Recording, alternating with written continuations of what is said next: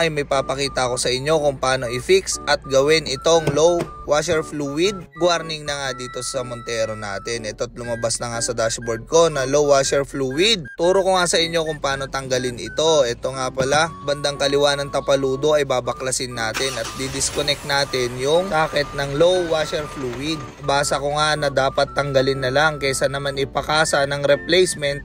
Yung sensor niya ay 5,000 pesos nga daw sa kasa. At wala namang problema dahil gumagana pa rin ito kahit nabaklasin mo yung socket, i-disconnect yung sensor, ay wala namang magiging problema. Kaya ito't binabaklas ko na nga at ipakita sa inyo kung paano tanggalin. Kinaliwat kanan ko nga lang para mas maluwang at mas matanggal natin ng mabuti. Kasi yung sensor na yon ay madidetect niya lang kung wala ng laman at kung mababa na yung laman na tubig noon. Kaya kahit i-disconnect natin ay magagamit pa rin natin siya. Yun nga lang, hindi na mag-warning, kokonti na yung laman. Makikita at mapapansin nyo naman na kokonti na yung lalabas. Kaya nga andito yung socket na to, napaka-importante rin nito. Pero mas maganda nang i-disconnect natin yung socket na yan. Yung sensor na yan ay okay naman. Papalitan nyo sa kasa ay 5,000. Kaya mas mabuti na lang i-disconnect at ganun lang naman kasimple. Gusto nyo mag-DIY kaya ginawa ko rin tong video na to ay ganun lang. Tanggalin nyo lang mismo yung socket ng sensor at wala na, gagana pa rin siya kahit naka-disconnect na. At hindi nalalabas sa dashboard nyo at magwa-warning pa yan. Kaya ito binalik ko na at tinugot ko lang yung sensor. Ganun lang kasimple at napakadali lang may disconnect. Hindi na magpapakita ulit sa dashboard nyo.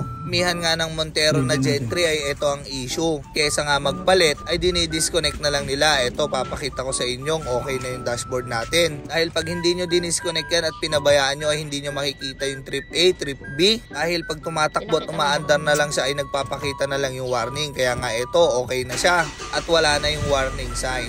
I-reset nyo o ano pang pa-scan nyo ay hindi madidetect at hindi nyo basta-basta madidelete yun. Kaya mas magandang tanggalin na lang yung sensor na yon at i-disconnect at hugutin na lang yung socket. Eto nga at bumalik na sa dati at wala naman naging problema. Ayan na yung trip A, trip B. Pwede nyo nang i-reset at makikita nyo na average consumption nyo. Ito na nga, ganun lang kasimple ay nakatipid na tayo ng 5,000. At kung mapapansin nyo nga ay hindi rin nawala yung tubig niya sa windshield. At working pa rin naman siya kahit naka-disconnect na. Basta may tubig ay umaandar pa rin. Kaya walang problema at magagamit nyo pa rin. At ito, napakalaking tulong nga at ang dami kong pinagbibili sa Shopee at Lazada ng mga clip at nagamit na nga rin natin. Dahil talagang pag binaklas mo ay ang bilis niyang bumitak at maputol itong mga clip na ito. Kaya ito ikakabit na nga natin. Ganun lang kasimple ay wala na yung problema natin sa low washer fluid. Pat na tornilyo at isang clip nga lang ibabalik natin. Kaya alam nyo na, pag nag-warning yan, napakasimple at napakadali lang naman i-DIY ay gawin nyo na. Kaya ako ginawa tong video na ito at para makatulong at hindi na kayo mapagastos. Maraming